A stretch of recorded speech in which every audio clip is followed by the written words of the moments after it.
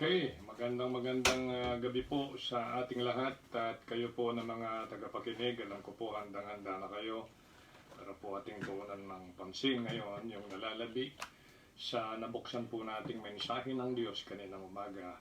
May kinalaman sa contrary to the Lord Jesus Christ. Nabasa ko po ang inyong mga comments and then at the same time mga likes. At nakita ko po kung paano ang reaksyon ng mga nag-comment, mga nakikinig at nakaka-bless po yun. Kasi natutuwa at nagagalak ang Panginoon dahil sa salita niya ay may mga taong ina-appreciate, nagagalak, natutuwa, na-bless talaga. Iyon naman po talaga yung pinakalayo ng Panginoon. Kaya sa gabing ito, ay pagsama-samahin po natin ang buo yung ating isip at saka puso para po ay yukol natin sa pakikinig ng salita ng Diyos. Kumbaga sa pagkain, namnamin po natin to, lasahin. Huwag po yung padaanin, papasukin sa isang tenga, palabasin sa kabila, ni hindi po sumagi sa puso at isip na ito po ay ating ninanamnam. At maraming salamat kahit paano ay patuloy tayong safe and blessed with so many things. Nakaraos tayo. Alam ko yung iba nakapag-siesta, nakapag-merienda, and then maaaring inihahanda na yung hapunan. At dito muna tayo magsalo-salo sa pagkain nito ng Panginoon.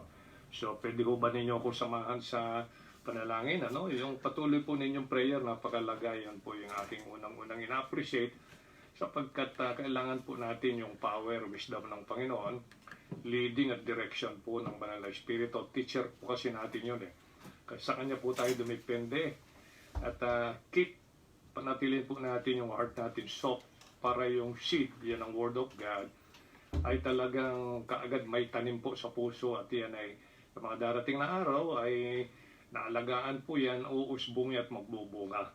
Kaya ngayong gabi pa nga mga kapatid ay dulugin natin ang ating Panginoon sa panalangin. Samahan po ninyo ako with all your heart at hanggat maaari po walang distraction sa lugar ninyo para nakafocus tayo ng diretsyo sa salita ng Panginoon ngayong gabi. Panginoon namin Diyos na dakila, maraming salamat po sa pagtitiwala mo na naman ng karagdagang opportunity sa oras po na gugugulin mo sa amin sa panahon na amin pong pagsalusaluhan itong mga salita mo.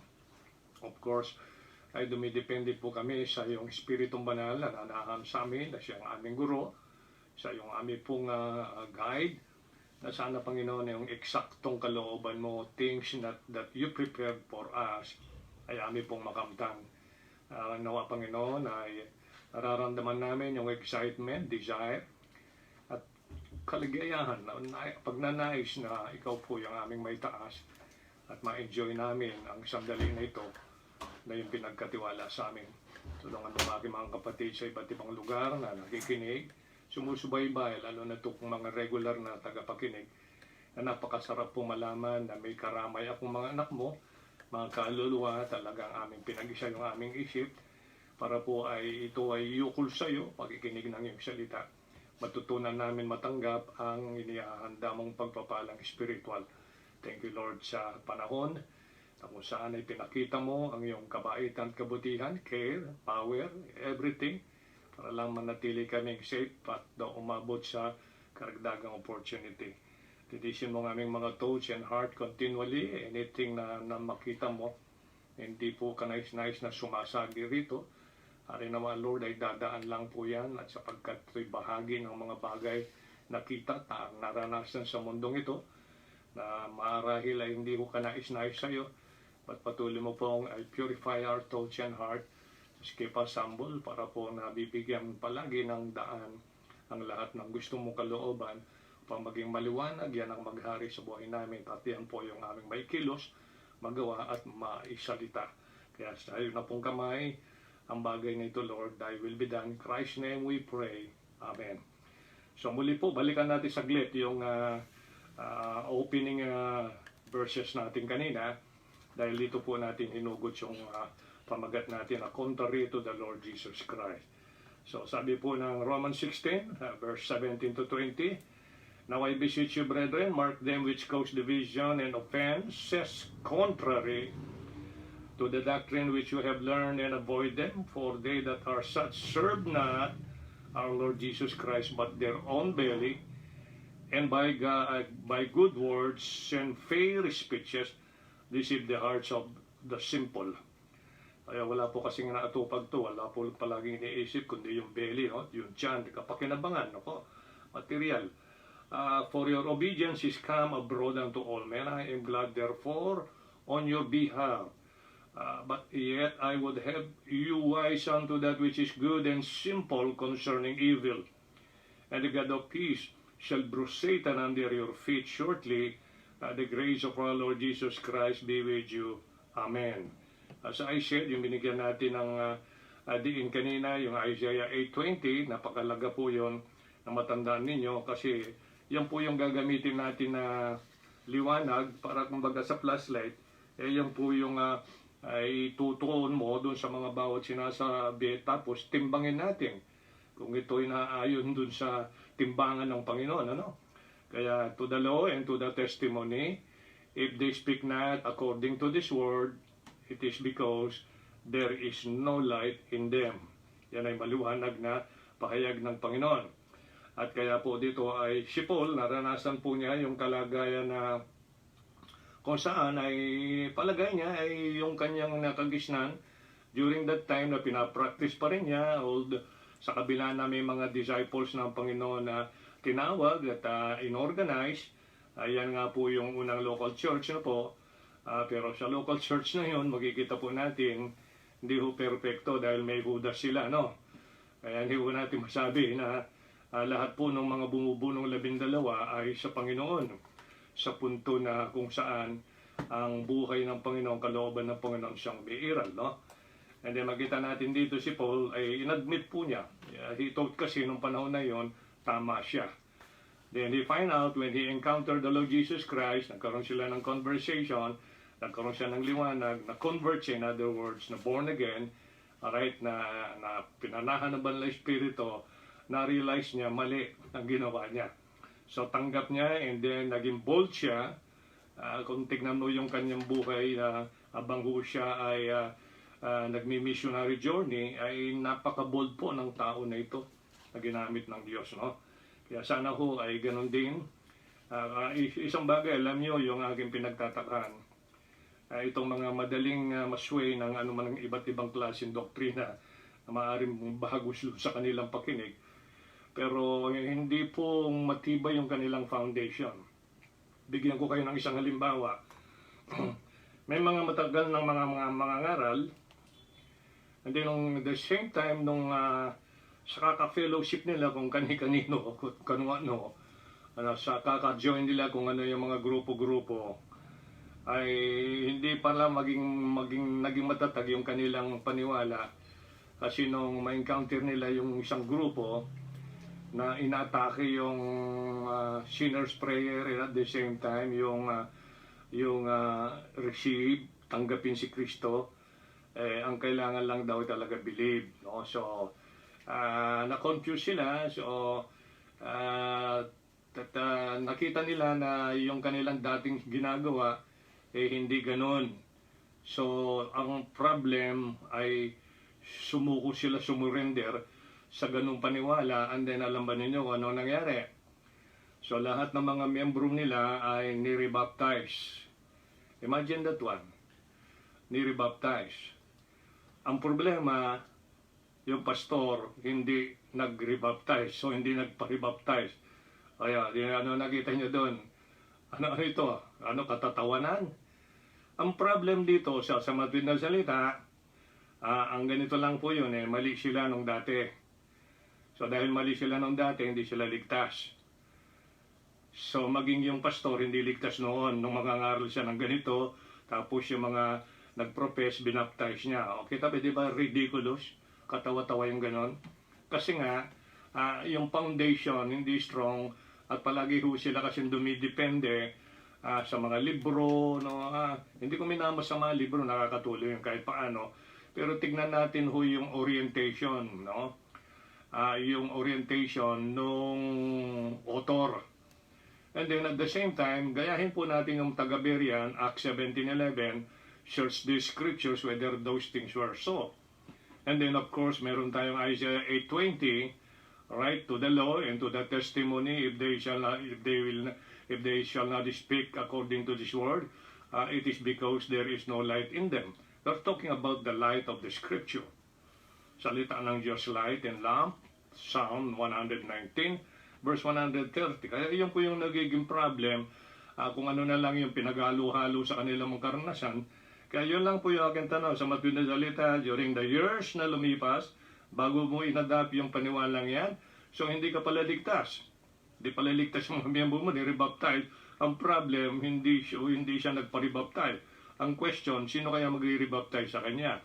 Miyembro niya? Hindi pa po ba nakakatawa yung ganong klaseng posisyon?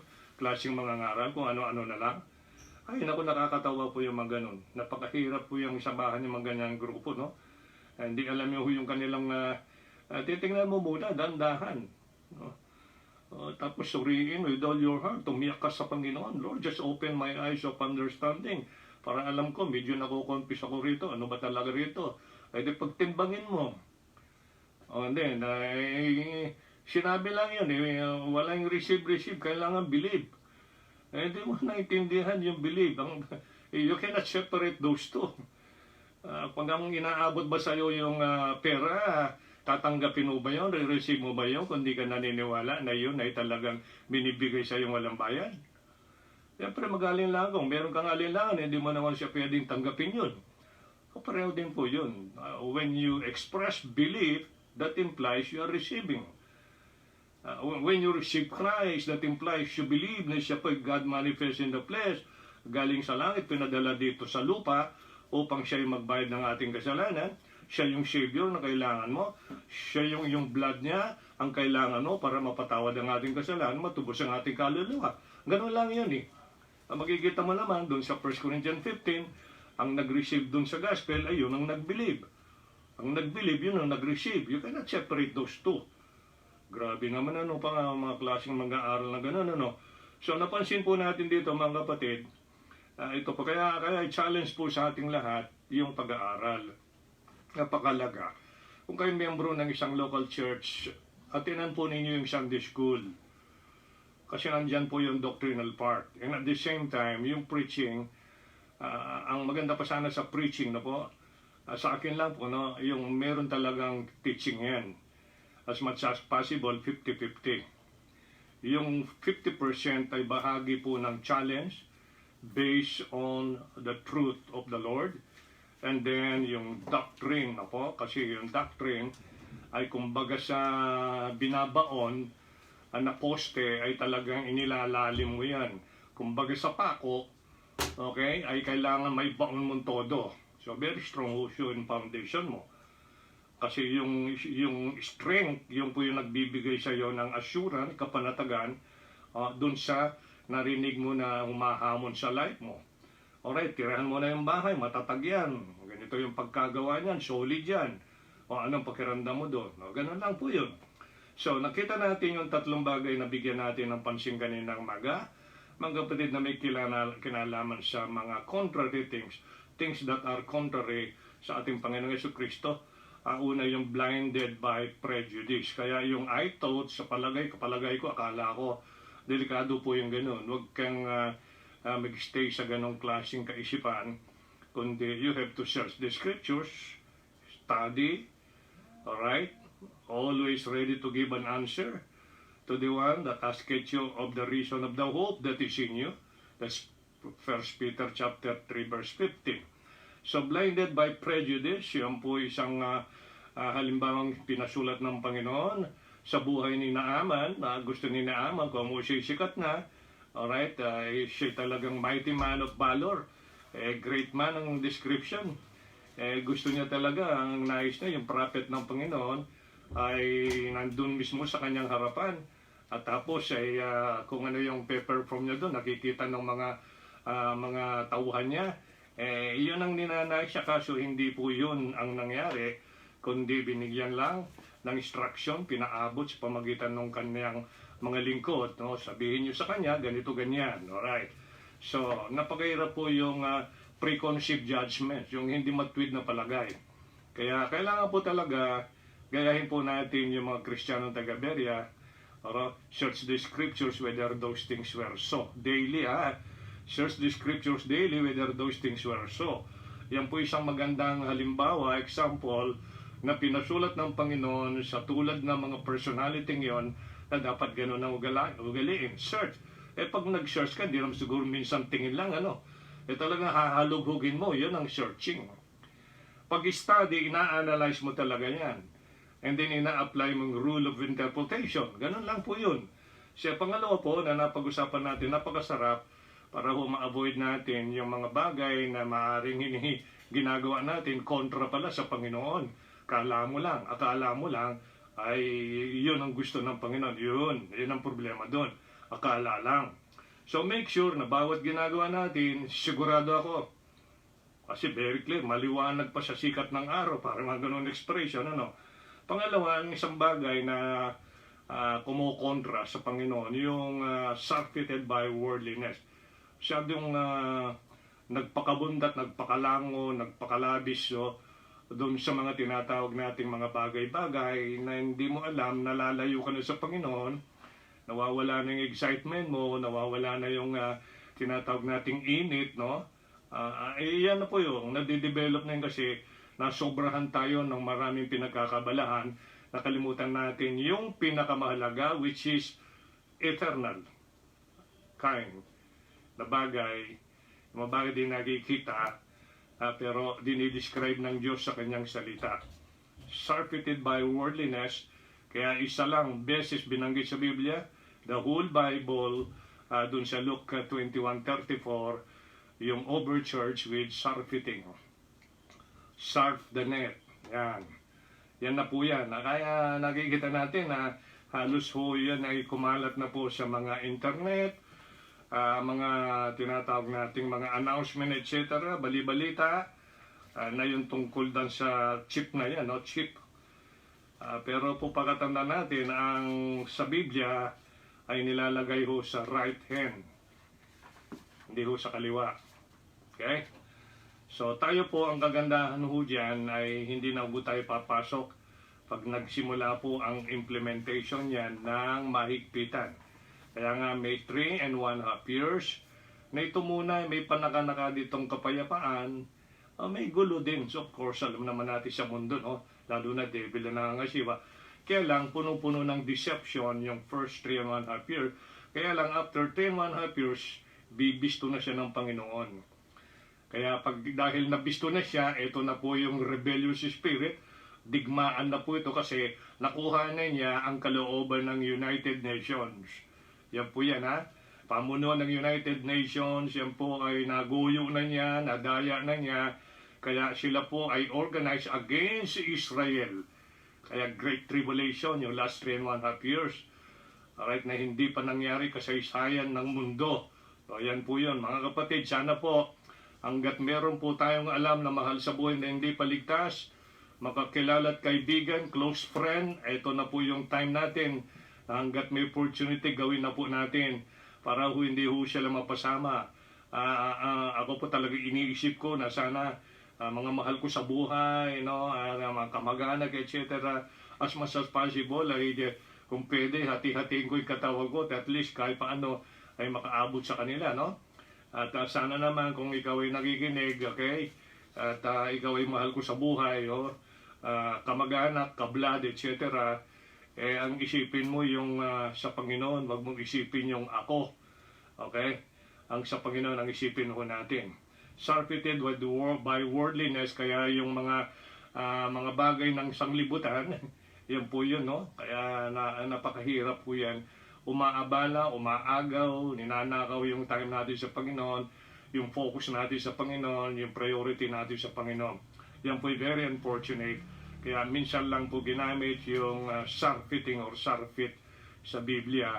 Yan ang Luke 21 verse 34. Dahil po sa naglitawan ng mga gadget left and right at halos po ay nagpupuyat, dyan na yung time, as maraming alam dyan kaysa dun sa mga salita ng Diyos.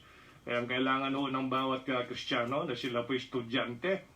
Sabi nga ng Panginoon sa Matthew 11:29, learn of me for I am meek and lowly in heart. Pag natuto ka sa Panginoon, and then yung mind ni Kristo ang siyang mag-ooperate, ang siyang magdo-dominate sa kaisipan mo. Yan ang Philippians 2 verse 5. Let this mind be in you.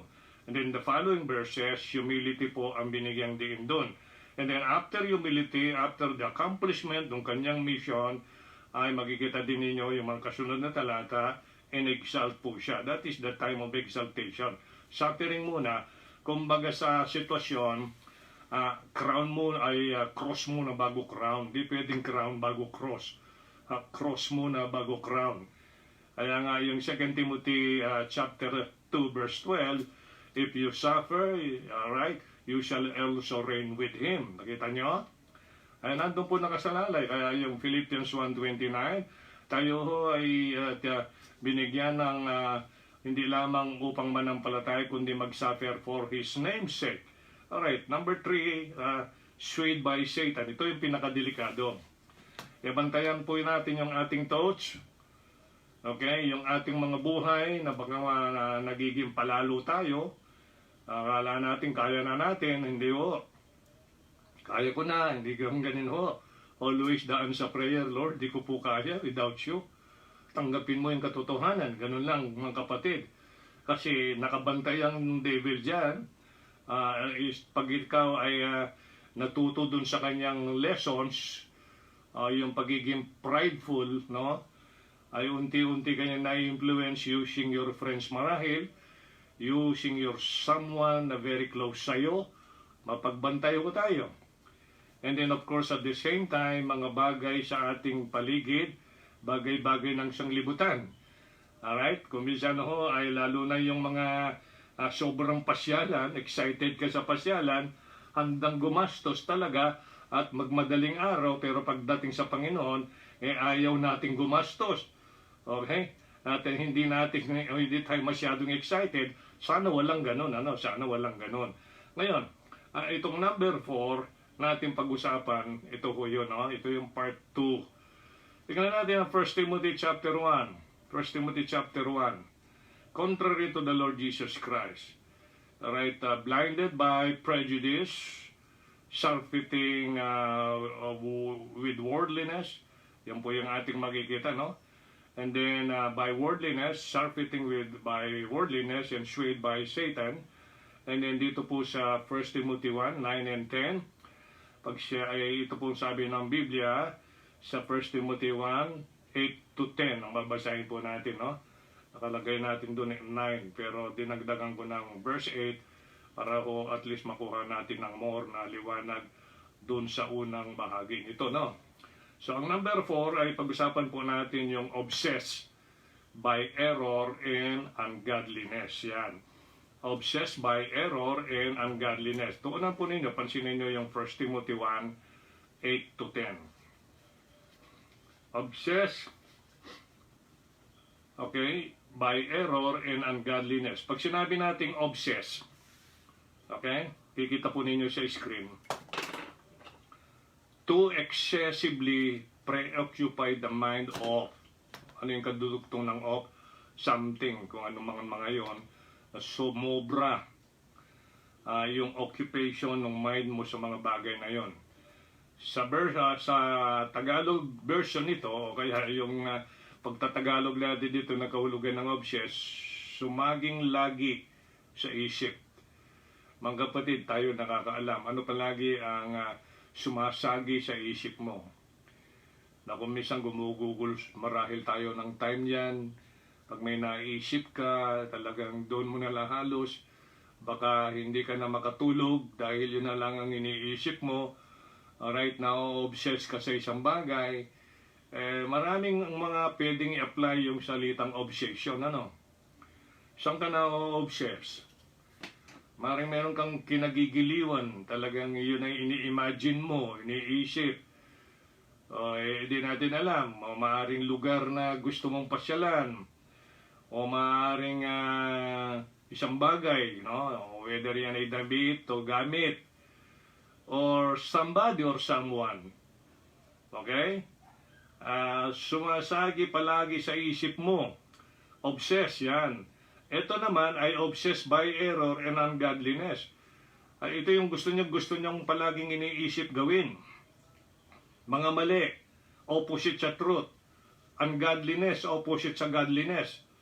Sabi ng verse 8, but we know that the law is good if a man use it lawfully. And then, sabi po doon sa verse 9, nandito, ang bira may sumagi po rito, tumakip, ano? Talaga itong talagang internet na ito, verifying update kanya, but inabala ako dito. Ayun, yari tayo nito. Naku, anong nangyari dito? Galit ang devil dito, galit ang devil to verify. Andali lang po nagka-trouble po tayo rito. Medyo bigla na lang namatay ito. Kasi lumitaw yung verifying kanya. Ano ito? Ayan o. Ha? Ano ito? Andali lang po. Hindi ko naman ito pinindot ito Parang bigla na lang lumitaw dito. Ito yung problema ng internet. Ano? Ha? Ito, nag-update, ano? Okay? Sige, tignan ko natin yung habang tumataas yung guhit. Parang puno yung verification, ano? Wala naman akong pinindot na verify. Bigla sumingit, Ayaw niya ata tayo ma-obsess sa truth, Alright, sa chapter 1, ano yung verse na 18? Tama ba yun? Ano yung sinabi ko kanina ba? 1 Timothy 1, ano yan? 8, so verse 8. But we know that the law is good if a man use it lawfully, knowing this, that the law is not made for righteous man, but for the lawless. Ang sinin ninyo doon sa verse 9, and disobedient, alright, para doon sa mga ungodly ang law, hindi po doon sa mga righteous man, ano, sabi ng verse 9, kundi para sa mga lawless. Pag sinabi nating lawless, okay, kung tagalogin natin ito, para lubos yung maintindihan, ano, sabi nung verse 9, sa mga walang kinikilalang batas, yan ang lawless. Mga soil, disobedient. And then mga di makadiyos, mga ungodly. And then mga makasalanan. Okay, soil, makasalanan, di banal. Okay. Pagkatapos mga walang pitagan. Yan, mga walang pitagan, unholy. Profane, walang pitagan, para sa mga mamamatay ng mga ama, mga mamamatay ng mga ina, yan ang pumapatay sila sa mga magulang nila, no? Para sa mga pumapatay ng tao, mamamatay ng tao, sa verse 10, para sa mga mapagpatutot, para sa kanila na mga dinudungisan ng kanilang mga sarili sa kapwa lalaki o kapwa babae, para sa mga nagdudukot ng mga tao, yan, mayroong mga, yan, siguro balita yan, alam niyo yan, marami nang dudukot ng mga tao, mga bata especially, para sa mga sinungaling, para sa mga taong nangagsisusumpa sa kasinungalingan, yan ang perjury person, yung tinatawag natin, no? A perjured person. And then, ang sabi doon ay, para sa mga tao na nagsisusumpa sa kasinungalingan, magsumpa pa pero kasinungalingan naman ang sinusumpa. At kung may anumang ibang bagay na salungat sa doktrinang mahusay. So, yun po yung ating nakita dito, na ito po yung tinatawag nating salungat, ano? Ito po yung tinatawag nating obsessed sa error and ungodliness. Kaya sana po ito ay ating maisalang-alang ito, and then patuloy po nating isipin na yung obsession sa mga bagay na mali alam mo ng mali kasi ang Panginoon nagsasabing mali, na-obsess pa ang isang professing individual na siya ay anak ng Diyos, Kristiyano, tumanggap kay Kristo, or na-obsess pa siya na mga ungodliness, mga bagay na hindi sa Diyos, mga bagay na hindi maka-Diyos. Madali ho yan malaman sa pamagitan ng salita ng Diyos. Kaya mga kapatid, sana po, ito ay yung dapat nating bigyan ng pansin sa buhay natin, para sa ganon ay maiwasan po natin yung obsession sa mga bagay na yan. Ayaw ng Panginoon. Hindi po siya natutuwa, hindi po siya nagagalik, at basically, yan po ay kontra sa Panginoon. Kontra po yan sa Panginoon. Kaya mahalaga na malaman natin ang ating sitwasyon, ang ating katayuan, whether ito ay nasa tama ba o mali. Nasa pagsalungat pa sa Panginoon o hindi. Ganyan lang po yan Ganyan lang po yung pag-a-analyze sa napakahalagang bagay na ito na ating dapat ito matuunan ng pansin. At napansin natin dito ay yung mga ilang bagay na ungodliness, mga error to, no? Yung mga lawless na tinatawag natin, walang kinikilalang batas. Ninyo, maraming nangyayari din dito sa ating bansa at maging sa ibang bansa, tapos gagawin pang big issue. Halimbawa, yung isang batas pinairal, maraming umaangal. Halimbawa, yung nangyari na lang sa isang malaking network ng television dito, alam naman natin nangyari. Ang batas po, pag walang franchise, wala kang right to operate. Hindi ka pwedeng mag-operate. That is the law. Clear ang law dyan. Kailangan mo ang prangkisa, at ang gumagawa ng prangkisa yung Congress. Pag nagawa nila yan, okay, dadaan pa ng proseso yan until lumabot sa kamay ng presidente. Pag pinirmahan ng presidente, meron pang period, alright, na iyan ay ihintayin bago mag-take effect yung validity ng franchise. Okay, ngayon, nung ito po ay ipatupad, dahil walang prangkisa nga, ang tagal-tagal na panahon, 2014 pa nga naman, ito ay ina-apply. So, at least sila hinayaan lang mag-operate kahit na wala hong renewal under yung previous government. Ito po isang bagay na problema na problema ng sobrang politics. Ano po? Pag ma-influence ka nga, yun po yung nangyayari. So, yun po yung makikitang maliwanag sa batas. Yan po naman ay sinabi na ng Supreme Court noon pa, pag walang prangkisa, hindi pwede yan na mag-operate. In-implement, tapos sisisihin, ito pa naman panahon ng tawag dito, coronavirus, doon pa naman gagawin, nakakaawa naman yung 11,000 na ganitong mga bilang ng mga empleyado, yan po yung kanilang pinagbabatay na bagay-bagay, na hindi naman po makatwiran yung ganon. Okay, so bagay na dapat sana po ay pag-isipan. Bakit nangyari po yun? Okay?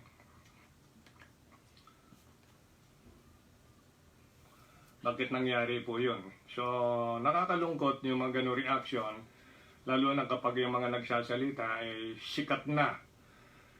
Pero nung hindi pa naman sikat, wala naman lakas ng loob magsasalita dahil wala naman basta maniwala, no? Pero pag siya sikat na, yung mga ganon. So, nahahaluan po ng hindi maganda, samantalang law is law. Kaya ito po ay para kang wala kang kinikilalang batas sa bagay na ito, no? Wala kang kinikilalang batas sa bagay na ito. Okay? And then,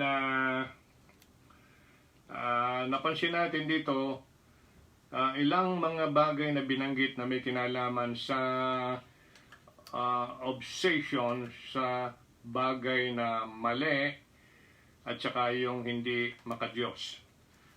Alam natin, pag hindi maka-Diyos, maka-devil, no po? So, yan ganun lang po simple po yan, ano? And then, sana ay ito po yung ating palaging may salang-alang at isa-isip, tanim sa isip natin at mga puso, mga kapatid, Yung bagay na yun, na palagi po nating isipin yung will ng Panginoon, kalooban ng Panginoon, at bagay na ninanais ng Panginoon sa ating buhay. Okay, so ito ay tuloy po na natin yung ating pag-aaral. Bumalik po yung itong kumbaga sa kuwan ay commercial, commercial. Ito na po. So, punta tayo dito sa obsessed by error and ungodliness. Alright.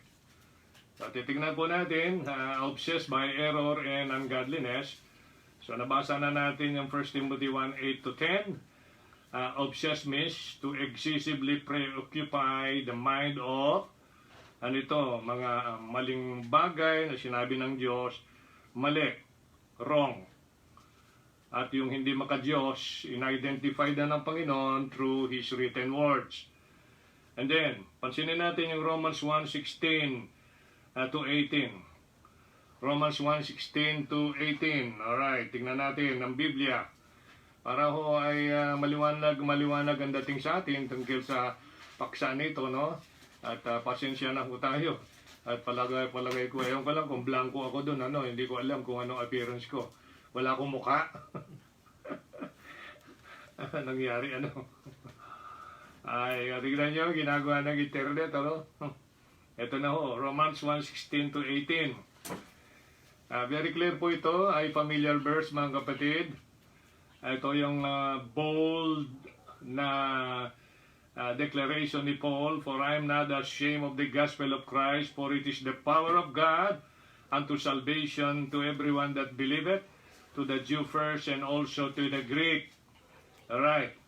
And then in verse 17, for therein is the righteousness of God revealed from faith to faith, as it is written, the just shall live by faith. And then in verse 18, for the wrath of God is revealed from heaven against all ungodliness and unrighteousness of men who hold the truth in unrighteousness.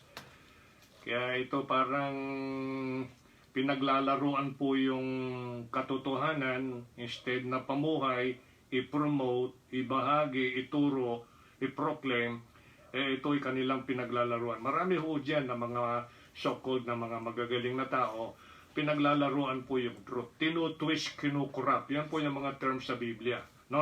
Kinukurap. At nakita po natin dito, ito po ay obsession sa error at saka ungodliness. Titus 2:11-13. Titus 2:11-13. Ito po yun, okay?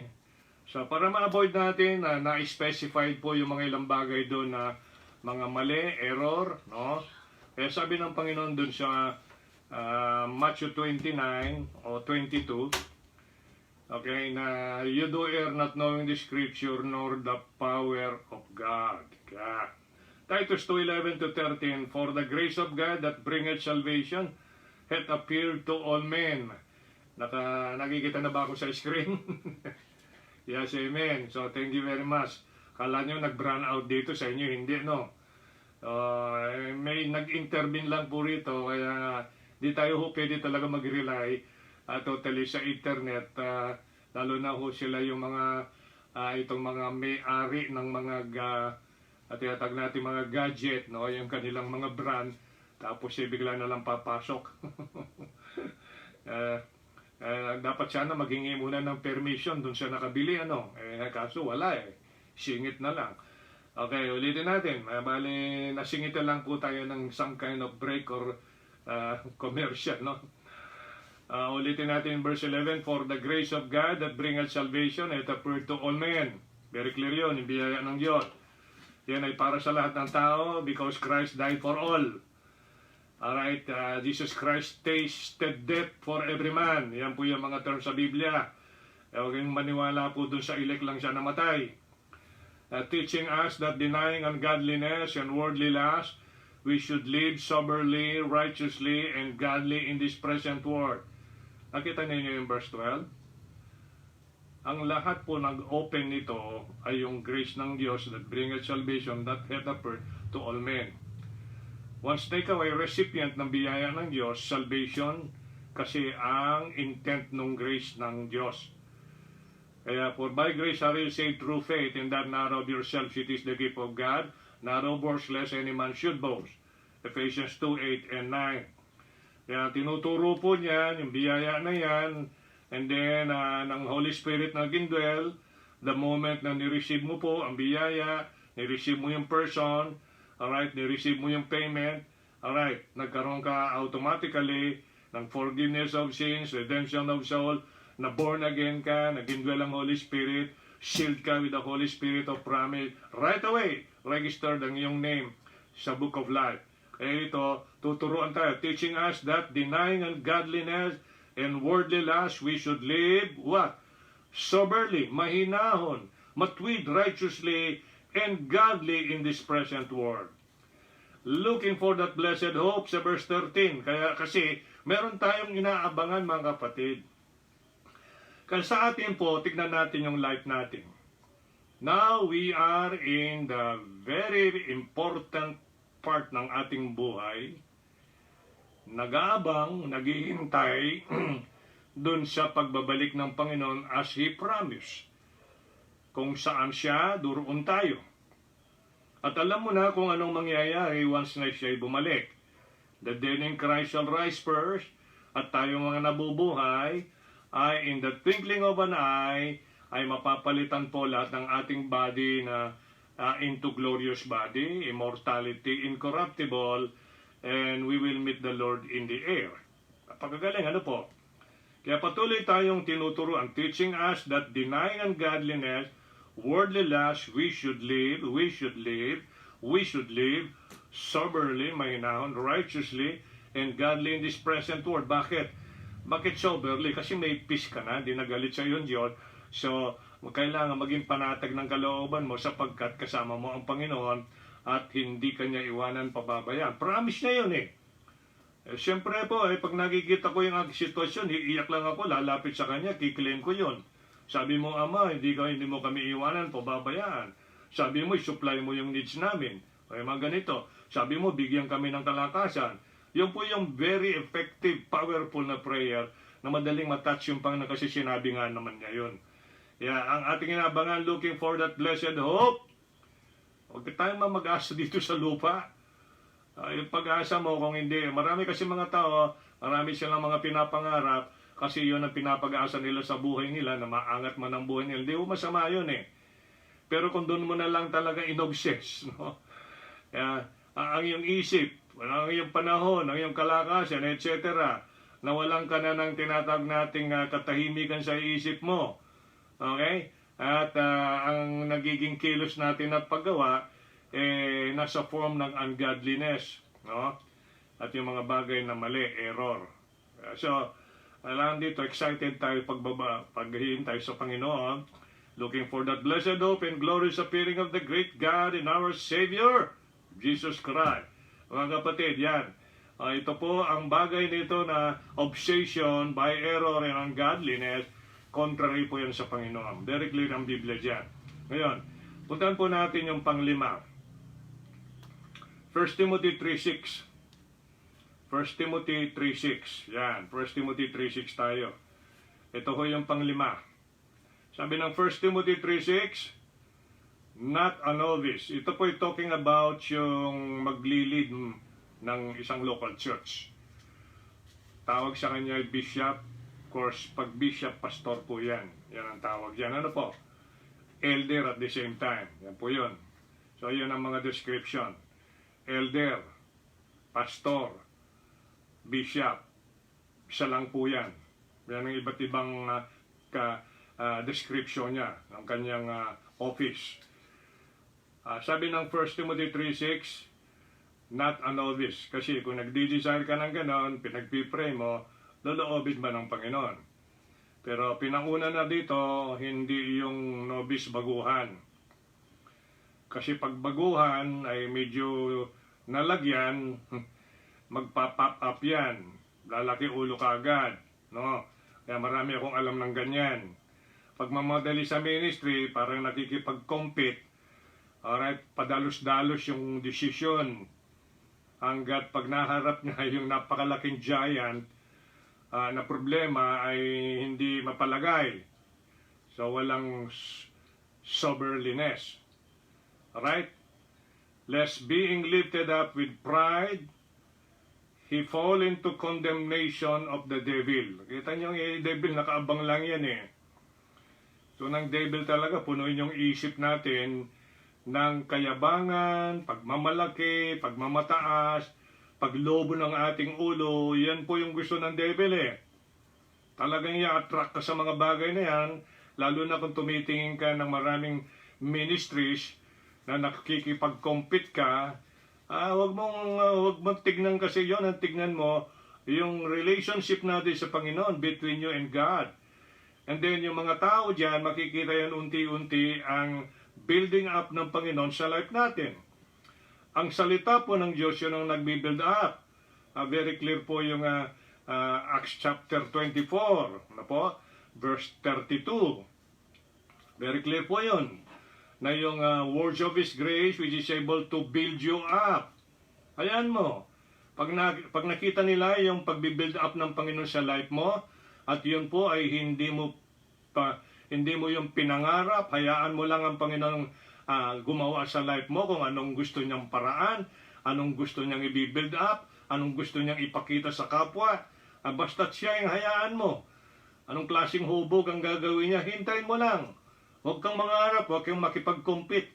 Magiging pa sila. Yun ako, delikado na yan, ano? Nabubuo ng isang spirit dyan. Kaya ito po, makita natin dito, ang number 5, inflated with pride. Inflated with pride. Pag sinabi natin inflate, ito ay pataasin, papintugin, magpataas ng labis na halaga. Ayan. Para bagang ganun ang ginagawa sa sarili para makilala. Hindi ho. Hayaan mo lang ang Panginoon, no? Ang gumawa. And then, kung tingnan natin yung salitang English, expand or cause to expand by filling with air or gas. Parang yung lobo. Pit-pit mo na walang hangin. Lagyan mo ng hangin. Lolobo yan, lalaki ng lalaki. Okay? Ganun din po. Kahit yung tao po. Pag may mga iba-ibang mga pumapasok sa tiyan na, maya-maya ho, ay marami ng gas dyan. Gas dito, buga dito, buga doon. Yung mga ganun, no? So, expand or cause to expand by filling with air or gas. Sa isang salita sa Biblia, pop up.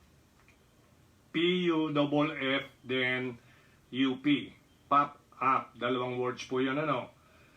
Pag tinawag na pop up, ito po ay pagmamalaki. Yan, nagmamalaki. Pagmamalaki na ho yan. Dati ay napakaamo, ang bait. Right? Palaging nakikinig yan pag may nagsasalita. Okay? Pero nung medyo umangat na yung sitwasyon, yung buhay niya, hindi na ho siya nag-i-enjoy na kahalubilo yung mga maliliit. Okay, kumbaga sa gawain, pag mga maliliit na gawain, parang hinahamak. Hindi ho. Mali ho yun. Pag ang isang gawain ng Panginoon, kinikilala ng pastor, gawain ng Panginoon, hindi ko gawain to, hindi namin gawain sa Panginoon.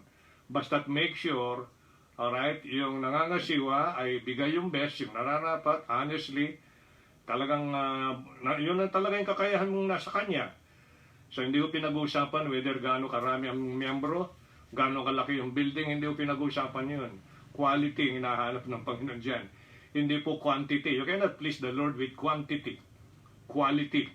Yun totoo. Pwede kang maraming miyembro, pero yung kalahati ay anak ng devil. Pwede. So, ano may pagmamalaki mo doon? The numbers or the quality?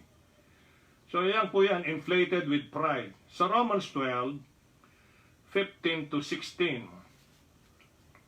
Romans 12, verse 15 to 16. Inflated with pride, ito po ay contrary sa Panginoong Jesucristo. Pag lumobo po ang buhay mo, isip mo, ng pride, kayabangan, pagmamalaki, yan. Marami akong karanasan sa ganyan na nakilala, no? Nakilala. Yung bang naging bahagi ka sa buhay nila, okay, hindi mo kinukuno, opportunity binigay ng Diyos yun, maging bahagi ka sa life, sa ministry, kung saan siya, etc., sa mga individual. Kaso, ang problema doon, pag lumaki ng lumaki, ano, and then sumikat na, ay ang hinahanap na niya, yung mga malalaking mga grupo, okay, na may pakinabang, kahit na yung pakinabang nagmumula sa mga grupo na hindi po na questionable na malaki yung kanilang doctrinal stand. Yan ang problema. Okay? Kinukonsinti mo na. Kahit na ganito ganyan, kaya nga nung isang cardinal dyan sa Manila, namatay na yon, kahit na daw yung galing talaga sa sugalan ba, itong makakatulong ba sa simbahan? Pang ganun, no? Ipapahayag mo pa ba naman yun? Ang pangit pong dating, ano? So, inflated with pride. So, Romans 12:15-16, rejoice with them that do rejoice, and weep with them that weep. Ang ganda ho ito. Ito talaga yung nararamdaman ng isang namumuto o isang leader o whoever he is, yung pakikiramay. Kung masaya sila, magsaya ka. Kung talagang panahon ng pag-iyak, umiyak ka. Sabihin, nakikiramay ka sa damdamin nila, sitwasyon nila. But of the same mind, be of the same mind one toward another. Ano ang babala sa verse 16 ng Romans 12? Mind not high things. Yan ang Romans chapter 12. Ano po? Romans chapter 12. Mind not high things. And then makikita po dun sa verse 16. Sa verse 16 ng Romans chapter 12. Gusto ko lang pong makita rito sa verse 16. Mangagkaisa ng pag-iisip tungo sa isa't isa. Huwag isa-isip ang mga bagay na palalo.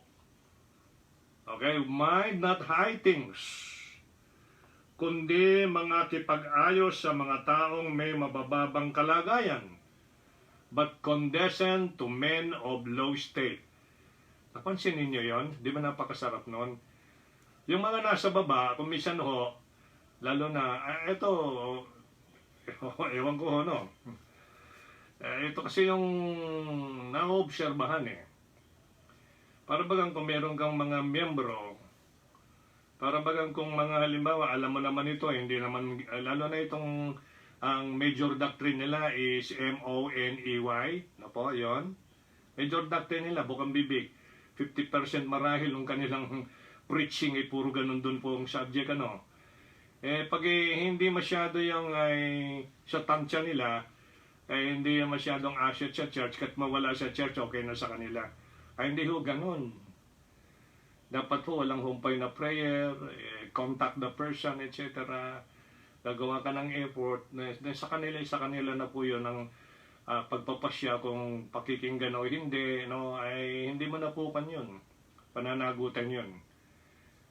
Pero ang kailangan lang po kasi rito, kung yung situation niya ganun, parang ang pakikiramay mo dun sa sitwasyon na ganun, paramdam mo, tapos ikwento mo ang ginawa ng Panginoon sa life.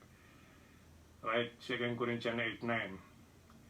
For you know the grace of our Lord Jesus Christ, that though He was rich, yet for His sakes, He became poor, that through His poverty, you become rich. So, yan po yun, no? Sabi niya, makipag-ayos sa mga taong may mabababang kalagayan, huwag mga marunong sa inyong sariling mga kahambugan. Be not wise in your own conscience. Huwag maging mga marunong sa inyong sariling kayabangan. Yan po yung term, no? Kahambugan ng wika. Kaya mga kapatid, dito po ay inflated with fire, contrary sa Panginoon. 1 Timothy 6:17 and 18. Asilin niya mga term, ha? Alright, not a novice, lest being lifted up with pride, he fall into condemnation of the devil. Marami hong ganun, hindi ho natuto. Lalo na pagpapakailan, naniniwala sa Biblia, Bible believer, no, Bible na ganito, Bible, etc. Pagkatapos makikita mo naman na hindi man nagre-reflect yung sinasabi niyang yun. Bakit? Nananatili pa rin yung ugali niya noong panahon pa ni MacArthur na hindi nagbabago. Kumbaga sa kun, wina natin exaggeration ng aking statement. Ganon yun eh. Dapat sa tagal-tagal na may natutunan ka na salita ng Diyos, naliwanagan ka na sa iba't ibang uri ng pag-uugali, kung alin dito yung i-adapt mo patungo sa kapurihan ng Panginoon. Hindi yung pagmamalabis, nakikipantay ka, kinocompare mo yung sarili mo sa iba, hindi wise yun, sabi ng Biblia. Kung ano ang bigay ng Panginoon, pasalamatan mo, exercise mo, alright, ipatupad mo ng buong katapan, buong kababaan, buong saya. Alright, yan lang po naman ang ninanais ng Diyos para siya yung nalilipat, siya yung palagi nakikita. Yung kanyang pag-uugali na dinescribe ng maraming talata sa Biblia, yun ang gusto ng Panginoon, makita sa buhay ng kanyang mga anak. And then in 1 Timothy 6:17 and 18, 1 Timothy 6:17 and 18, charge them that are rich in this world, that they be not high-minded, nor trust in uncertain riches, but in the living God who giveth us richly all things to enjoy. Kaya talagang, alam nyo, nakaamba talaga yung pagmamataas dyan. Yung inflated with pride. Yung inflation, no? Yung paglolobo ng ulo. Pag medyo umaangat yung, let's say, sabihin na natin, experience, alright, yung kasikatan, exposure, and then etc. Maraming bagay na things na nagpapalobo sa ulo ay dapat doon ay huwag mong i-welcome yun. Sipain mo kung kinakailangan masipa mo yan para hindi yan mag-entertain sa'yo yun. Para hindi yan makasingit. Kasi hindi yun ang spirit. Na bunga ng spirit ng Panginoon. Hindi ho yun. Hindi. Period. Mind not high things. Alright, charge them that are rich in this world that they be not high-minded. Kasi may tendensya kasi, pag medyo umangat yung life, okay, gumanda yung ministry, lumalaki yung ulo. Okay, bakit? Bakit ka nga naman nila papansinin? Ang liit-liit mo na nga naman, hindi ka naman sikat, mas sikat siya. Ang baba mo nga ngayon okay? Mga 3-4 lang kaibigan mo, kami marami Alam tayo problema dyan kung sa akin mo sabihin yon. Wala akong problema dun. Tagal na ako nasanay dyan. Basta't kasama ako ang Panginoon, kompleto ako. Okay? Mawala man ang lahat, wag lang ang Panginoon ang mawala sa buhay ko. Yun ang palagi kong tinatanong sa isip ko. Kaya nga ang inihiling ko sa Panginoon, Lord, just bigyan mo ako ng nararapat na kaibigan kasama sa iyong ministry. Yun lang po ang aking inihiling. Na makapagpapaligaya sa iyo. Na meron kaming same kind of spirit. Okay? Hindi yung kung ano-ano na lang ina-adapt kahit na yung contrary sa Panginoong Jesucristo. So yun po yung ating mababasa sa Biblia sa verse 18 ng 1 Timothy 6. That they do good, that they be rich in good works. Yan ang gusto ng Panginoon. Pag ikaw ay pinayaman ng Panginoon, binless ka ng maraming bagay, huwag high-minded. Huwag magtiwala sa riches na yan na uncertain. Ilagi mong ugaliin ang pagtitiwala sa Panginoon na pinanggalingan yan. Who made you rich? Who blessed you so much? Alright? Kailangan nang gawin mo, 18, that they do good, that they be rich in good works, ready to distribute, willing to communicate. Pag pansinin natin yung Proverbs 16:18. Proverbs 16:18. Ito po yung ating mababasa sa Proverbs 16:18. Mga kapatid, Proverbs 16:18, pride goeth before destruction, and an haughty spirit before a fall. Yung mapagmatas na spirit, before a fall. Kaya bago destruction, pagyayabang muna yan, pagmamalaki, pagmamataas. Yan ang makikita yan. Talagang para baga sa kanyang kalagayan ay ayun na talaga yun. Ang iniisip niya, inangat siya ng Panginoon. Alam naman ng individual kung anong pinagagawa niya. Alam naman niya kung paano siya naitaas. Ano yun? Self-exaltation? Or others' exaltation? Or God ang nag-exalt? Sino? Kaya pwede ka naman alam naman yung bang maingay dun sa pinasara na network ng television. Sino ba yun? Sino bang nagpataas sa kanya? Sino bang nagpasikat sa kanya? Yung network. Kaya nung sinara yung network, maingay siya. Umingay. Ay yung mga hindi masyadong kilala dun, yung nag-umpisa pa lang. Nag-ingay ba? O ganun lang po, kaya kapansin-pansin naman. Ito po ang dapat natin pagkatandaan. Pride goeth before destruction, and an haughty spirit before a fall. Pansinin ninyo kung alam ninyo sinimulan niyan kay Lucifer, right?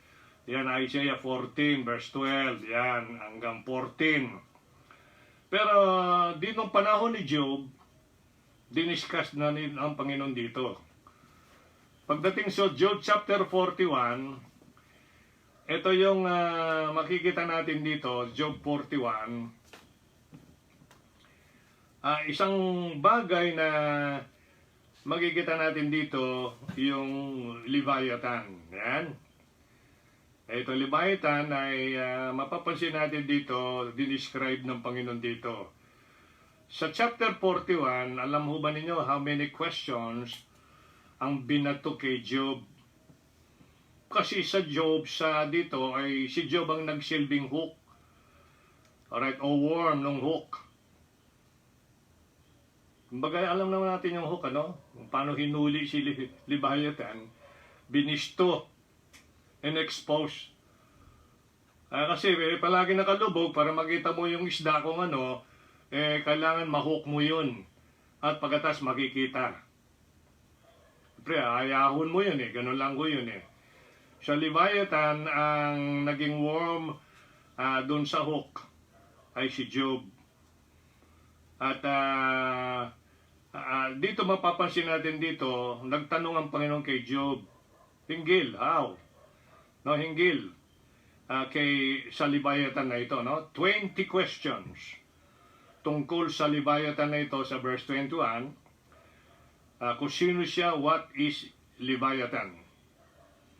Sabi ng verse 1, canst thou draw out Leviathan with an hook, or his tongue with a cord which thou lettest down? So isang tanong yun.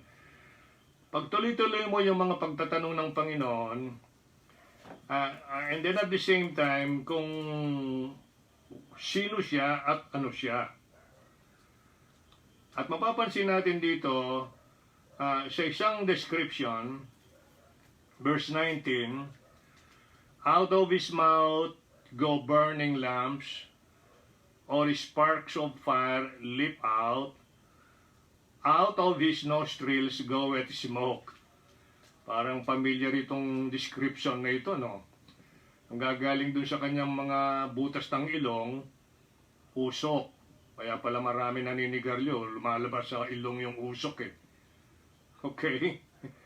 At pagkatapos, nag-spark pa yung fire leap out sa bibig. Kita nyo? Nakakita na ba kayo ng mga matatanda na pag magsigarilyo ay pinapasok yung sigarilyo sa bibig? Alright, ngayon naman mga naninigarilyo ngayon, pinaglalaroan yung usok. Alright, sinip-sip pagkatapos palalabas sa bibig tapos hihigupin ng ilong at tapos pinalalabas sa ilong. Ayan po yun, no? And then sa verse 24, his heart is as firm as a stone. Yan pinakilala ng Panginoon Leviathan. Yung puso niya kasing tigas ng bato. Alam mo ba ninyo kung sino siya? Verse 33 and 34. Upon earth there is not his like, who is made without fear. Wala siyang kinatatakutan ito. Person dito sa lupa, no? Sa verse 34, he beholdeth all high things. Sino siya? He is a king over all the children of pride.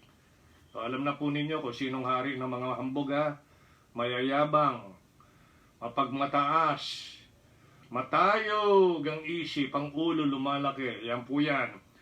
Si Leviathan, bakit? Ngayon, identify natin si Leviathan. Pastor, wala naman si Satan yan. Di naman sinabi yan kung sino yan eh. Alright, di sundin natin yung ating teacher. 1 Corinthians 2:13, comparing scripture with the scripture. Lulundag na po tayo dito sa Psalm 74. Yan. Psalm 74. Unti-unti para makita natin dito kung ano ang pagpapaliwanag ng Panginoon as we compare scripture with the scripture. Psalm 74, verse 13, alright, and 14. 74, 13, and 14. Thou didst divide the sea by thy strength. Thou breakest the heads of the dragon. In the waters thou breakest the heads of Leviathan in pieces, and gavest him to be meat to the people inhabiting the wilderness. Okay, pansinin ninyo ha. Then, lundag tayo ng Isaiah 27. Para unti-unti tayong maliwanagan. Dragon, Leviathan, no po. Then, puntan po natin yung Isaiah 27, verse 1. Alright, Isaiah 27, verse 1. In that day, the Lord, sabi niya dito, with his sore and great and strong sword, shall punish Leviathan, the piercing serpent. Dragon, serpent, even Leviathan, that crooked serpent. Alright, he shall slay, he, that's the Lord, slay the dragon that is in the sea. So, Leviathan ay pinakilala po siya ay serpent, dragon, alright, crooked serpent. Very clear po yan, ana? Very clear. Lalong liliwanag pagdating natin ng Revelation 12. Yan. Ganyan po yung comparing scripture with the scripture. Hindi ka po dito magmamagaling. Yung pupunta ka ba ng Greek, Hebrew, yung kay Scholar 1, Scholar 2, ay naku, mayayari pong utak mo dyan. Purely scripture ka na lang. 12, 3-4 ng Revelation. And there appeared another wonder in heaven, and behold, a great red dragon, having 7 heads. Heads po yung pinag-usapan kanina, Job 41, and then dun sa Psalm 74. Alright? Pansinin natin uli. And there appeared another wonder in heaven, and behold, a great red dragon, having 7 heads, 10 horns, 7 crowns upon his head. And his tail drew the third part of the stars of heaven, and did cast them to the earth. And the dragon stood before the woman, which was ready to be delivered, for to devour her child as soon as it was born. So yan na po, identified yung Leviathan, king of pride, king of all the children of pride. So, napakahirap po, kontra po yan sa Panginoon, yung pagkakaroon ng obsession, pamagitan ng error and ungodliness, yung inflation with fire, no? Inflated ka with fire. And then, mapapansin natin yung last one. Okay. Hindi, dalawa pa pala. Madali lang po ito. Scripture lang. Ang panganim ay dominated by self. Yan. Pag dominated by self, pag palagi mong pinaiiral, ako. Alright, yan po yun ay contrary sa Panginoong Jesucristo. Tingnan natin yung 3 John, verses 9 and 10. 3 John. You're familiar with this. 3 John 9 and 10, verses 9 and 10. Dominated by self. So remember, ito pong mga bagay na contrary sa Panginoon. Alright, blinded by prejudice. Alright, surfeited by worldliness. And then ano po yung makikita natin dun sa pangatlo? Ito po ay swayed by Satan. Pang-apat, obsessed by error and ungodliness. Pang-5, inflated with pride. And then makikita po natin sa pang-6, pang-6, dominated by self. Dominated by self. 3 John verses 9 and 10. I wrote unto the church, but Diotrephes, who loved, right, to have the preeminence. Napakahirap ito, very dangerous ito. Gusto niya, siyang palaging bida, siyang nasusunod. Right? Yan po yun. Kaya nga maraming ganun din eh. Meron din bumubuo ng mga klaseng grupo-grupo, fellowship. Gusto niya sa lahat ng mga okasyon, siya yung bida. Kailangan pag nagpe-fellowship, kung sino po yung host, siya po yung boss. Alright? Kumbaga sa leader, kanya yun eh. Alright? Siya yung pastor dun eh. Di nang pwedeng diktahan mo what to do, what not to do. Hindi ho. Pwede ka lang mag-suggest, pero hindi ka pwedeng magdikta na kung ayaw niya dun sa iyong suggestion, ay ikaw ay manglulu muna, iiwas ka na. Mali. Lumaki masyado ulo. Yan. So, yan po yun, no? So, sabi po ng verse 9, I wrote unto the church, but Diotrephes, who loveth to have preeminence among them, receive us not. So, sabi ni John. Sumulat ako sa iglesia, subalit si Diotrephes, na gustong-gustong magkaroon ng kataasan sa gitna nila, ay hindi kami pinatutuloy. Sa verse 10, wherefore, if I come, I will remember his deeds which he doeth, prating against us with malicious words, and not content therewith, neither doth he himself receive the brethren, and forbiddeth them that would, and cast them out of the church. Dahil dito, kung makaparian ako, ay aking ipaalala ang mga gawain ng kanyang ginagawa na tumutuligsa ng mga salita, salitang mapanira laban sa amin, at hindi pa siya nasiyahan sa gayon, ni hindi nga niya mismo pinatutuloy ang mga kapatid at pinagbabawalan sila na mga nangagnanais mga siwa nito at pinalalay sila mula sa iglesia. Ang galing. Yan po yung klaseng dominated by self. So, marami yung ganyan. May mga ganyan. Gusto nila sa lahat ng mga grupo ng pagtitipon, siya palagi yung pangunahing person doon. Na parang siyang nililip up sa gitna. Pag narinig ang pangalan, parang ang mga tao ay napakataas ang tingin. Pero pag tinawag pastor, so and so, sino yun? Ayun, hindi ko masyadong nai-impress yung mga tao. Hindi nila namalayan, nadidevelop na rin ng hindi magandang spirit sa ganon. Yung Panginoon, tinignan niya yung mga nasa baba para i-lift up. Yan ang gusto ko naman sa Panginoon. Kaya 2 Corinthians 8:9, gawin yung life verse. Para maging magandang dating ng life natin, siya yung uhubog, siya yung magtitre. Ano yung gusto niya? Kung kailangan tayong pokpokin tayo. Okay, tanggapin natin ang buong kababaan, basta siya yung masusunod.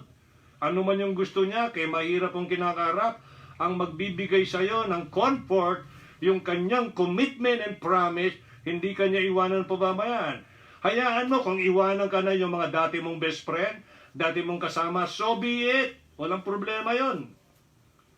Basta make sure yung kalooban niya na kanyang pinagagawa, yun ang iyong pinamumuhay at ginagawa, panatag ang isip mo. Masaya. Hindi ka na-influence, hindi ka na-stress. Ayun yun. Kasi may promise siya sa'yo. Palagi mong binubulong sa prayer. Yung pangako niya. O gagawin naman niya yun eh. Siguro ewan ko lang kung may napatunayan na kayo sa Panginoon sa buhay ninyo. Yun po yung binabahagi natin by experience. And then, yung binabahagi natin, experience based doon sa kanyang mga salita. Yun lang po ang ating makikita. Colossians 1:17 to 18. Colossians 1:17 to 18. Ito po, no? Yung dominated by self, dangerous po yan. Contrary sa Panginoong Jesucristo. And He is before all things. Ito yung preeminence dapat. Okay? Yung nakita natin kanina, gustong-gustong magkaroon ng kataasan sa gitna nila, kaso ang hindi maganda at hindi kami pinatutuloy. Ang Panginoon, wala na kong tataas sa Kanya. natural na po siyang pinakamataas. Hindi na po siya kailangan magmataas kasi siya na talaga yung pinakamataas. Ang nagmamataas, yung mga nasa baba. Alright? Nadagdagan lang ng rangko, ng experience, lumalaki ulo. Okay? Maaaring materially ay yun lumobo. Lumaking ministry dati yan sa patabi-tabi lang, pakwarto-kwarto, and then pag-aragarahe. And then lumaki, nagkaroon ng lupa. Alright, nagpatayo ng building. Kahit sino-sino na lang, welcome, na basta tutulong lang. Naku, mahirap po yung ganun, ano? Na kailangan po talaga rito kung ano yung way ng Panginoon, yun ang gawin. Yun ang bigyang daan. Basta sa pagsisimula ng isang gawain, panalangin mong todong-todo, hilingin mo, make sure na ito ang paraan ng Diyos. Ganun lang po yun. Huwag maging impatient, maging patient. Kaya wala ho ditong sinabi ng Panginoon na sana maging impatient kayo. Wala ho, for patient. Kaya Colossians 1:17 and 18, and He is before all things, and by Him all things consist. And He is the head of the body, the church, who is the beginning, the firstborn from the dead, that in all things He might have the preeminence. That is the Lord Jesus Christ. Psalm 35 verse 14. Ang kataasan sa Panginoon po yung kasi siya yung pinakamataas. The Almighty God. Siya yung naglalang ng lahat. Isa ka dun sa mga nilalang. Isa ako sa mga nilalang. Ang pagkain ko, ang pagkain natin, ang nasa ating galing sa Kanya. Hindi mo nilalang yan. Hindi mo rin nilalang ang iyong sarili. Ewan ko lang, baka iniisip mo rin, ikaw rin naglalang ng utak mo. Hindi ho ganun dapat. Bigyan natin lahat ang kapurihan, karangalan sa Panginoon. Mga kapatid, very, very important na spirit i-maintain natin sa life natin para every act we do, hindi ho contrary sa Panginoong Jesucristo. Kaya binibigyan ho tayo ng 7 bagay para ito ho yung ating pag-isipan, makaragdag man sa ating mga kaalaman na natutunan para hindi magmataas, alright? Para hindi po tayo makagawa ng action o gawa na salungat sa Kanya. Psalm 35 verse 14. Ito yung pansinin ninyo. Sa Psalm 35 verse 14, kung ano ang turing niya sa sarili niya, kung ano, tignan niyo ang attitude niya sa sarili niya. Para sa ganun masupil yan, hindi yun magmataas. Okay? Para yan hindi yan maging dominated by self. Ito, ano ba ang attitude dito ng psalmist? I behave myself as though he had been my friend or brother. Yung sarili niya tinuturing niyang kaibigan at kapatid na lalaki. My brother. Alam mo, pinagbulay-bulay ko itong statement niyang ito.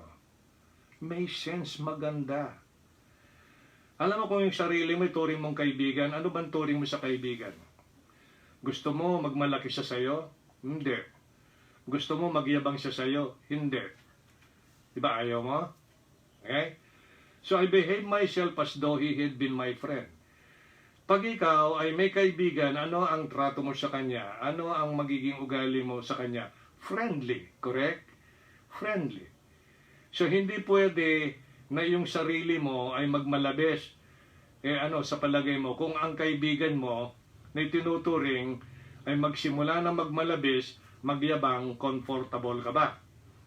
Komportable ka ba? Okay ba sa'yo yon? Na yung kaibigan mo, yayabangan ka palagi. Every time na kayo mag-meet, mag-fellowship, pinagyayabangan ka, pinahanginan ka. Sige nga. So, ang ganda nitong verse na ito. I behave myself as though he had been my friend or brother. Pansinin niyo yung last part, ang galing. Ang galing nung last part. I bow down heavily. Imuko ako talaga. I bow down heavily. Tingnan nga natin itong, masarap ito Psalm 35. Pag maganito pareho, manamnam natin itong lasa nito, no? Bago tayo mag-last, kasi yung last, maikli na lang po ito. Sa 35, the Bible says in 35, verse 14, Ako ay umasal sa aking sarili na para bang siya ang naging aking kaibigan o kapatid. Yumuko ako ng may kabigatan. I bow down heavily gaya ng isa na nagdadalamhati dahil sa kanyang ina. May nakita na ba kayong nagdadalamhati tapos lahat mga nakatabi doon, halimbawa nakaburo lang nanay mo, kaya may mabigat na karamdaman, nahihirapan. Na ibig sabihin, nakakaramdam ka ng dalamhati, correct? Pag nakakaramdam ka ba ng pagdadalamhati, nagyayabang ka ba? Kaya Kapampangan, magparatot ka ba? Nagpapahayan ka ba dyan? Nagmamalaki pa? Wala akong ganun. So ito, yung sarili niya ay tinuring na isang kaibigan, na ay isa ring kapatid, at talagang yumuyuko siya ng mabigat as one that mourneth for his mother. Nakikidalamhati ang wikang Hakuno, no? Makikita na, yumuko ako ng may kabigatan gaya ng isa na nagdadalamhati dahil sa kanyang ina. That is the wonderful picture ng isang sarili na dapat umiral sa buhay natin upang ma-avoid natin na tayo madominahan ng ating sarili, upang tayo ay ma-inflate ng pride, upang tayo ay huwag ma-obsess sa error ng godliness, upang tayo ay huwag maging blind by prejudice, hindi maging surfeited by worldliness, o isang bagay pa na hindi tayo dapat maswayed by Satan. Pag magkaganon, mahirap masway ka dahil mini-maintain mo that kind of spirit. Just remember that. Maganda ho yun, i-memorize yun. Para yung sarili mo nasusupil, nababantayan. Kaya pag ikaw may kaibigan, nagyayabang, anong gagawin mo? Manatili ka ba doon sa friendship nyo? Mayabang, lapog, paratot, yung mga ganun ba, no? And then pag ang nanay mo ba ay nasa paghihirap, okay, nagdadalamhati ka ba o talagang you feel sorry, or ikaw ay you feel prideful? Number 7, the last one, Acts 13:43 to 46. Acts 13:43 to 46, ito pa rin isa. Sa verse 43 ng Acts 13, ito yung pampito, moved by envy. Moved by envy, kapatid. Yan. Yung envy, bantayan ho natin to. Pumapatay ho yan. Sa kasaysayan ng tao, yan ho, yung spirit na yan, yun ho yung nagdomina dun sa panahon nila Cain at ni Abel. Inggit. Sa panahon ng ating Panginoon, inggit ng mga Pariseo. Yan. Sa panahon nila Pablo dito, nangangarag, ganito ho yung na-experience niya. Sa verse 43. Now when the congregation was broken up, many of the Jews and religious proselytes followed Paul and Barnabas, who is speaking to them in verse 43, persuaded them to continue in the grace of God. And in verse 44, and the next Sabbath day came almost the whole city together. Halos yung lahat ng mamamayan ay nakinig to hear the word of God. Pero ito po yung hindi maganda. But when the Jews, mga Hudyo, saw the multitudes, they were filled with envy, and spake against those things which were spoken by Paul, contradicting and blaspheming. Kita nyo? Nainggit. Bakit? Ang daming tao na nagnais makinig ng salita ng Diyos. Yun po yung pinaka-bottom line doon. Yun ang pinaka-importante. Siguro sa kanila, walang masyadong nakikinig. Ba't ka mainggit? Gusto nilang makarinig doon Ba't sirain mo? But when the Jews saw the multitudes, they were filled with envy, spake against those things. Kung ano yung pinagsasabi, pinangangaral ni Paul, kinokontra nila. Ay, hindi totoo yan. Bola-bola yan. Yung ganun ba? Contradicting and blaspheming. Pero alam mo ba ninyo, reaction nila Paul, verse 46, Then Paul and Barnabas waxed bold and said, It was necessary that the word of God should first have been spoken to you, but seeing you put it from you, and judge yourselves unworthy of everlasting life, lo, we turn to the Gentiles. Kaya makikita po natin dito, yan ang simula po ng missionary journey ni Paul dito sa 13, 1 to 12, ang bidang nakikita diyan si Peter. Kaya yung Book of Acts, transition book po yan. Wag ho kayong maguluhan sa Book of Acts. Nako, mga transitional book po yan. At makikita ho natin yan. Iba-iba ho ang mga presentasyon dyan. Ang pagtanggap ng Holy Spirit, iba-iba ho ang paraan dyan. Makikita natin dito. Ngayon, alam ba ninyo yung first mention ng salitang envy? Makikita sa Job 5:2. The first mention of the word envy, inggit, Job 5:2. Anong sabi ng Job 5:2? For wrath killeth the foolish man. Envy slayeth the silly one.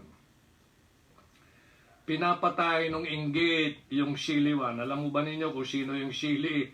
Hangal. Tunggak. Sa Tagalog, uto-uto. Yan. Hindi nyo alam na pag nauto ka, yung inggit, uutuin ka eh. Yan. Tunggak ang wika dito sa English, lacking in common sense or judgment. Kulang ng common sense yung taong silly. Envy slayeth the silly one. Kaya kung padala ka, yung inggit nila dito, nadala ba sila Pablo? Hindi. Hinarap with boldness. It was necessary that the word of God should first have been spoken to you. Pero nakita namin that you put it from you. Binaliwala ninyo ito. Hatulan ninyo mga sarili ninyong walang inatulan ninyo mga sarili ninyong walang halaga sa everlasting life. Lo, we turn to the Gentiles. So yan na po simula. Na-reach out po maraming Gentiles. Alright? Very clear. Proverbs 14 verse 30. Proverbs 14 verse 30. Proverbs 14 verse 30. A sound heart is the life of the flesh. Maayos na puso is the life of the flesh. Tama nga naman, pag magandang pakiramdam ng heart mo, joyful, peaceful, etc., talaga makikita natin, nagsaya-saya ng pakiramdam mo, apektado po yung flesh mo, yung body. Maganda ang galaw ng body mo. Subukan mo na palagi laman ng puso mo dyan, hinanakit, inggit, sakit ng loob. Patotohanan mo nga, ikaw nga, na maaaring naging biktima na palagi yung inggit, naiinggit ka na. Ang dami pumapasok sa isip mo, di ka makatulog. Alright? Kung paano mo siya i-down, gusto mo iangat ang sarili mo. Nagko-combine na po lahat dito, no? Envy, pride, etc., no? Kaya napaka-dangerous po nito. Contrary po yun sa Panginoon Jesucristo. A sound heart is the life of the flesh. Gusto mong manatiling masaya palagi, kahit paano malusog yung pangangatawan mo, panatilihin mong masaya yung puso mo. Walang in-entertain, walang wini-welcome na evil things o evil thoughts. Okay? Puro kababaan. Tanggap mo. Kung ito inalaw ng Panginoon, mangyari sa ito, so be it. Basta maintain mo lang yung posture, yung calmness, fix yung pagtitiwala mo sa Panginoon para palagi mong maranasan yung peace. But envy and rottenness of the bones. Yung envy daw, yan ay rottenness, ay kabulukan ng bones, envy.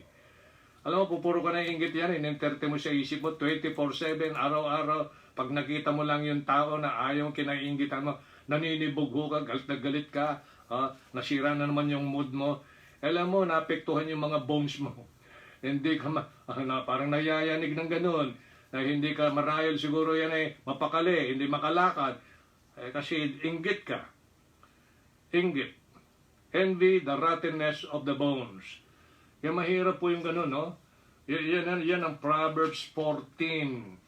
Napakahirap yun, no? Proverbs 14:30, no?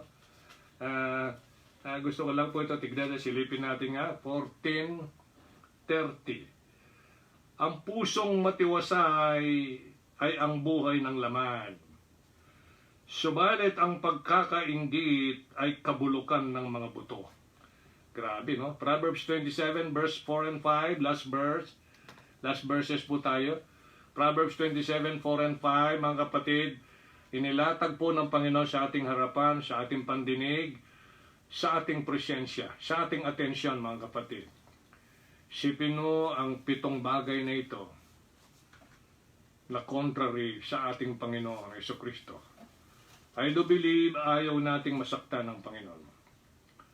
Ayaw nating masaktan. Ayaw nating mag-grieve yung Holy Spirit, Ephesians 4:30. Kaya sabi ng Proverbs 27, 4 and 5, wrath is cruel. Very clear po yun. Proverbs 27, 4 and 5. Wrath, puot. Yan, 27. Sabi dun sa 4 and 5. Ang puot ay malupit. Is cruel. At ang galit ay mapangahas. Anger is outrageous. Subalit, sinong makatatayo sa harap ng pagkainggit? Matinding tanong yun, ano? Sinong makakatayo sa harap ng pagkainggit? Ibig sabihin, ang inggit, mas delikado pa ito kaysa doon sa puot at saka doon sa galit. Ang puot ay malupit. Ang galit, mapangahas. Pero may tanong, subalit sinong makakatayo sa harap ng pagkainggit? But who is able to stand before envy?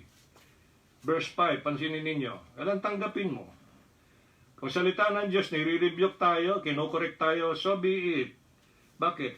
Hindi ka naman i-reprove, di ka naman ikokorek, di ka re-rebuke kung walang nakitang mali sa atin. And it happened, na ipangaral yung salitang ganon, wala ka naman ng ganon, bakit ka matitisod? Bakit ka magagalit? Kaya sabi ng verse 5, ang pagsaway na hayag ay higit na mabuti kaysa pagmamahal na lihim. Makikita mo, oh? Ganda na nga naman yun, no? Open rebuke is better than secret love. Secret love, wala naman bisa yun. Sikreto lang yun. Sa'yo lang yun. Pero walang exposure, walang action, walang manifestation. Okay? Yung open rebuke, narinig ng lahat, isa ka doon sa nakarinig, better than secret love. Bakit? Ginagawa ng Panginoon doon para i-correct tayo at mailagay sa tama. Amen? So, yan po yung ating nakita na mga kapakinabangan na malaman natin sa Panginoong Jesucristo. Mga kapatid, palagi po nating isipin to. I hope na ma-review ninyo ito para ma-avoid natin ang dapat ma-avoid habang tayo kanyang binubuhay, pinagkakatiwalaan. Habang nandun pa rin ang kanyang paghangad na turuan tayo, para alalayan tayo habang hinihintay natin yung kanyang pagbabalik. Kasi yun na po talaga yung main event natin. Sa buhay na ito, unpredictable. Maganda situation, tapos next bad. Kita ninyo, wala naman sa isip natin itong virus na ito. COVID-19. Wala sa isip natin to. Pero pwedeng mangyari ang anuman. Pwede pagkatapos nito may darating. Hindi natin alam. Pero meron pa siyang mga bagay na talagang kahindik-hindik ang mangyayari sa buong daigdig. Sinabi na niya yan. Nakarecord na sa Biblia yun. Ang mga pestilences, mga sicknesses, naranasan na ng mga unang mga tao. Iba-iba lang uri. Tribulation period, ito yung pinakamapanganib. Imagine, just think about this. Ako po, iniisip ko palagi ito, kaya natatanong ko rin sa aking mga anak. Lalo na sa aking bunso. Na-imagine ko ang magaganap sa tribulation period. Na-imagine ko na tayo mga ligtas kukunin ng Panginoon. Hindi tayo makakaranas ng ganong sitwasyon na sinasabi ng Panginoon na kinakaharap ng tao sa panahon na yon, na magre-reject kay Kristo. Aalisin ka ng Panginoon dito, pasok yan. Kung maiwan ng isang anak mo, dalawang anak mo, o kaya isang membro, o kaya mga kaibigan mo, best friend mo, o kaya asawa mo, imaginein mo yung sitwasyon papasukan niya. Mag-isa siyang naiwan. Parang siyang nakita mo na dumating, no, na-trap sa bahay, kayong, let's say, sabihin natin, 7 kayo, 6 kayo nakalabas, siya naiwan. Anong nararamdaman mo doon? Anong nararamdaman mo? Okay lang? Mahirap po. Masakit. Masakit po yun. Kaya po ang Panginoon ay gusto niya palagi maging busy yung kanyang mga anak hanggat may opportunity. Redeem na yung time. Redeem na yung time.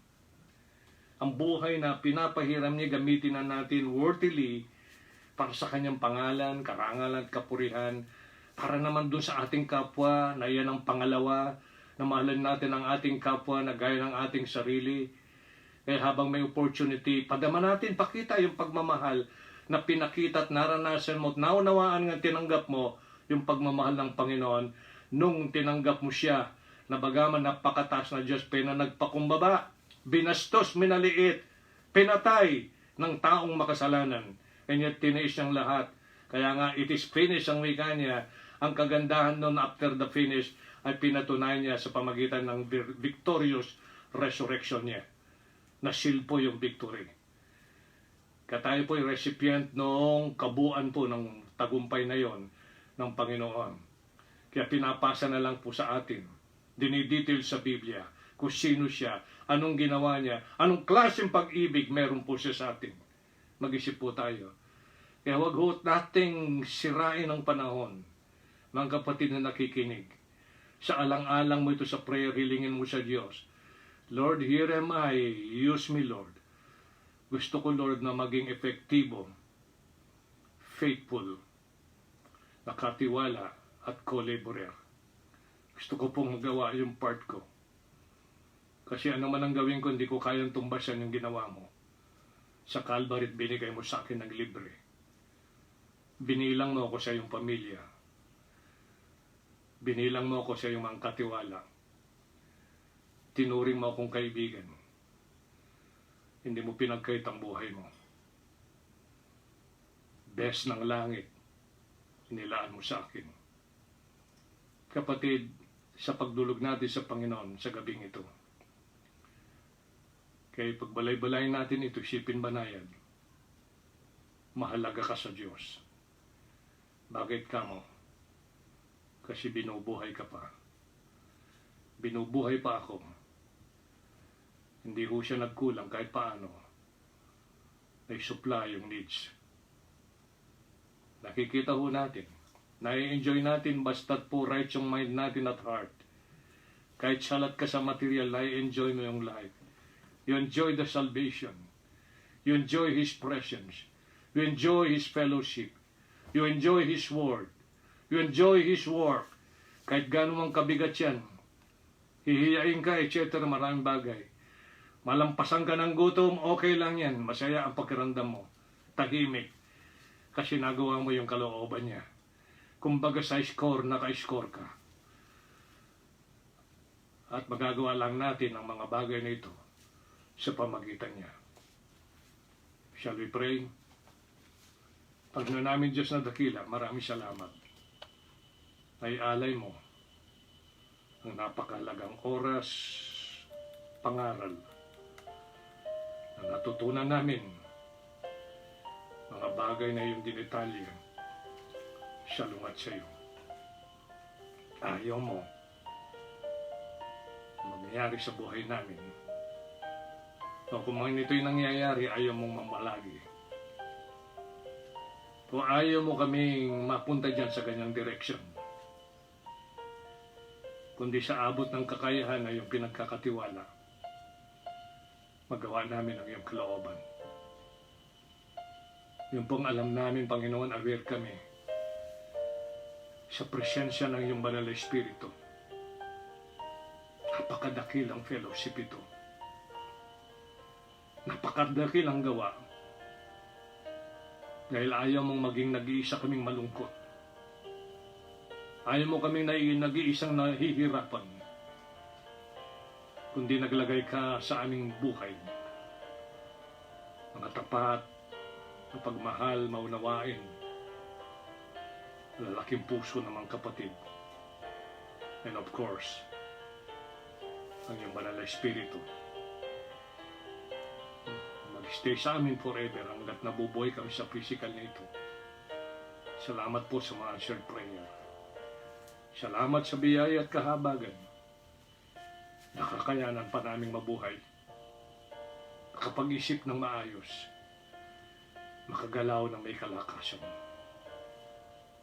Patuloy na tinuturuan sa bawat pagkakataon may opportunity na tulad po nito. Sa mga darating na pag-aaral, tulungan mo kami, Panginoon, ang nararapat na aral. Nais mong pag-usapan namin, may taas sa aming kalagitnaan. Patuloy mong gantihan, pagpalain. Ang mga anak mo napakalambot ang puso.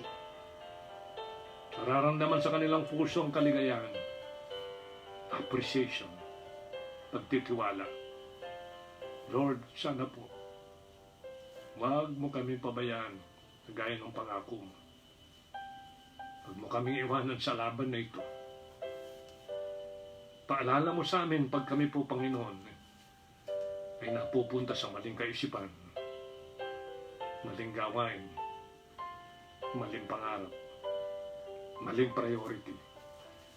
Kundi magawa po, Panginoon, eksakto, Ama, sa iyong kalooban.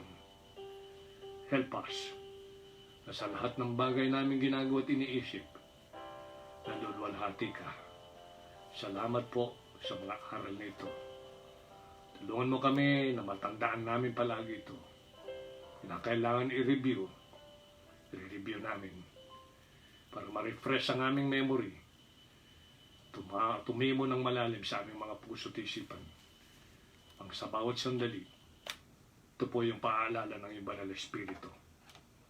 Thank you, Lord. Thank you po sa mga kapatid, mga kaibigan, sa iba't ibang lugar na nakinig. Pagpalain mo sila. Gabayan. Help them enjoy their salvation na binigay mo. Enjoy your presence, your fellowship, especially your word. Yung pagpe-fellowship namin sa isa't isa sa pamagitan ng gathering, singing together, listening to your word together. Lord, salamat, salamat, salamat po. Ang lahat po ito ay aming pinamamagitan, pinasasalamatan sa makapangyarihang pangalan ng aming Panginoong Jesucristo. Amen. Mga kapatid, maraming salamat po.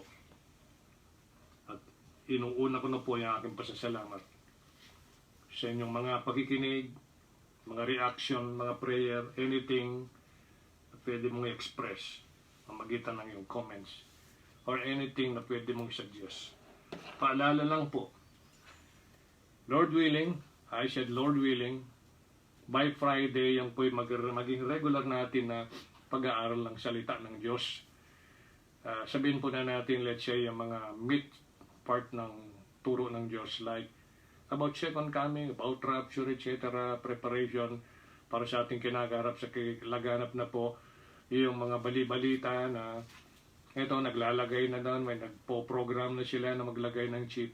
Kaso lang ang nakikita ko yung dinedemo nila, ang nalalagyan ay yung kaliwa sa Biblia, kanan po ang sinabi ng Biblia. So in other words, ito po ay mga politics ni Satan. Alright, conditioning the minds and the heart of the people. Nagtatanim na po siya ng fear. Alright, ilabanan po natin yan sa pamagitan po ng sword ng Panginoon. Yung pagtitiwala sa Panginoon, pagyakap sa Panginoon, pagsunod sa likod ng Panginoon. Kasi, sabi ng Panginoon, yung mga kukutsa sa iyo, siya munang kinukutsa bago ikaw. Kaya nga, kailangan nasa likod ka ng Panginoon. Pag mong pangunahan ng Panginoon or else, sa iyo lahat tatama, hindi mo kaya. Sa Panginoon, napagtagumpayan na yan, wala yan. Nagbabounce lang yan. Kaya maraming salamat po. Thank you very much. Hanggang sa Miyerkules, right, 6:15. And then yung Friday, Lord willing, ay makadiscuss po tayo ng isang mahalaga na aral. Maaaring maging serye yun kung di natin makuha sa isang presentation. At panalangin po ninyo inyong lingkod. Magdalanginan po tayo sa isa't isa. 2 Corinthians 1:11, helping together by prayer. And then, i-share ninyo itong mga bagay. Kung kayo na-bless, share it. At ang Panginoon ho matutuwa dahil in-exalt po natin ang kanyang salita. Again, good night and God bless you all.